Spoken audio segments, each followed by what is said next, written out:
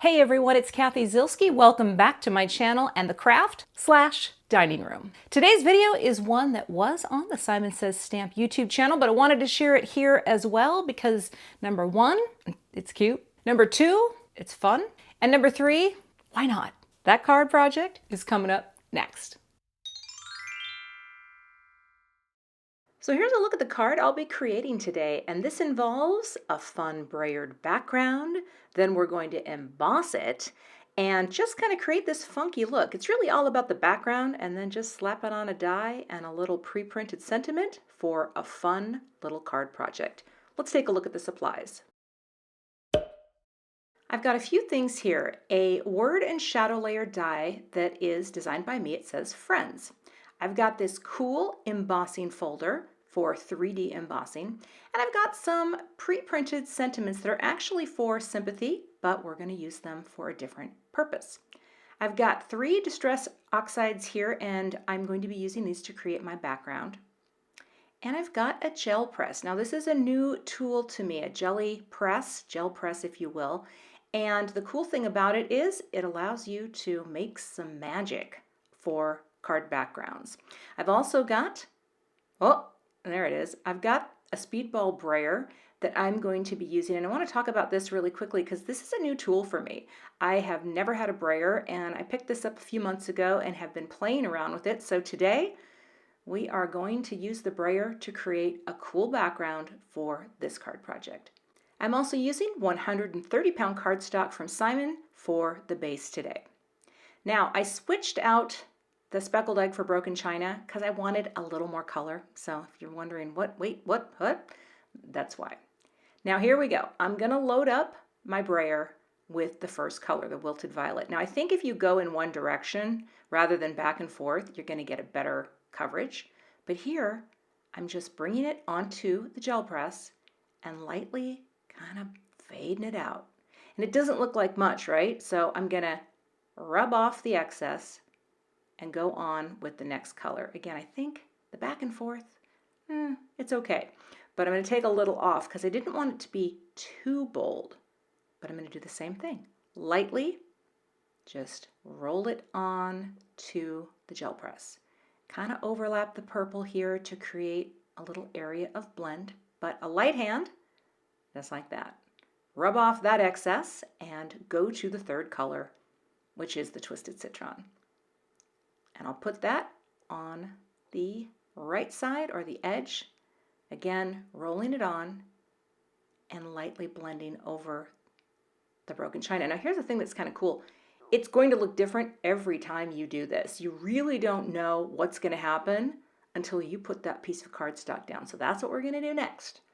Lining that up, pressing it down, taking this scrap paper and just holding it in place and gently rubbing. All right, giving that a good press. I don't know if this is overkill because it does seem to transfer pretty quickly, but again, just gonna run my fingers over that, make sure the ink has transferred, and then when I lift it up, you will see the magic. So here we go. And there you have the transfer. Isn't that pretty? It's just kind of funky. I don't think I would have gotten this look from blending, so we're gonna take this panel and we're going to pop it into the 3D embossing folder.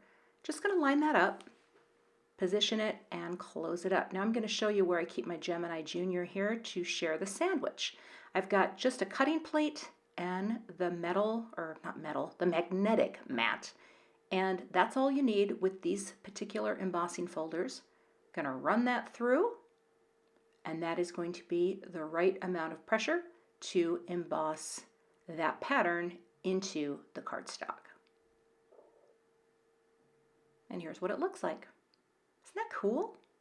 Next, I'm going to take another die panel and just trim this down a little. I do this a lot. I like to cut my panels down using these layers dies, and then I'll go ahead and also cut out 3 of the Friends words, and then I'll just glue them together using spray adhesive. I keep a little box off camera, spray on the die cuts. Once I get that adhesive on, I can layer them together. So I've got 3 here because I thought that would be a nice amount of dimension for this greeting. But here's the thing. I don't want to use the word friends. I want it to say friend. So all I'm going to do is take my sharp scissors, line up right on that little serif edge of the D, and cut off the S. Oh, you can do that. You can cut dies apart to go from plural to singular. Next, I'll prep my card base. This will be a US A2 size, which is going to be 5.5 inches wide and 4¼ inches tall when folded down. So I'll get that pressed down. I've got 3 pieces of foam tape on the back of my blended panel, and I'm just going to pop that down right in the center of this card base. Nice bit of framing margin space around my pretty blended panel. And now I'll pick my sentiment. Now again, this is a Sympathy set, but I thought it would be nice to pull one of these out with a greeting combined with friend, because I'm going to send this to a friend who, well, I'm keeping in my thoughts. And literally, I will be checking in on her. So I'm going to use this sentiment label die to perfectly cut it out. And here's a quick tip. Once you have it cut out, you can bring it to your paper trimmer, line up right on the furthest most letter to the right and cut. Flip it, pop it back in, and repeat. And what this does is it gives you perfectly spaced greetings from side to side, just like that. Now these are printed on white cardstock, so what I like to do is take a dark marker, this is a Copic T10, and just color over the edges to give that illusion of solid black cardstock with the white greeting on top. Next, I will line up friend. I've got adhesive on the back of that, and I'll grab my T-square here just to quickly bring it up and make sure that that is straight. Press that down. And then, of course, we cannot forget about the tittle, right? The dot over the I. So I'll just stack these right onto the card base because they're so tiny that I think it would be hard to stack them individually, you know, and then glue them on. So just when you've got a little tiny thing like the dot over the I, just glue it right to the card base and stack that way. Looks great. And the final step to finish the card is to add the little I will be checking on you strip. I have some thin foam squares on the back just to give that a little bit of dimension. Get that perfectly lined up. And that is my finished card project. So you can see all that texture, the cool background that came from using the brayer. And again, it's actually a pretty fast way to create some really interesting looks for panels for the backs of your cards. So if you've got one of those brayers, you know, bust it out. Give it a whirl. And check out the jelly press too. So lots of different techniques combined into one simple card. Try creating those brayer backgrounds. They're really fun, and even though I'm super new to using those and the jelly press, I'm gonna keep playing. Thanks so much for watching. All links for the products that I'm using are linked below. I'll see you back here again with another card video soon.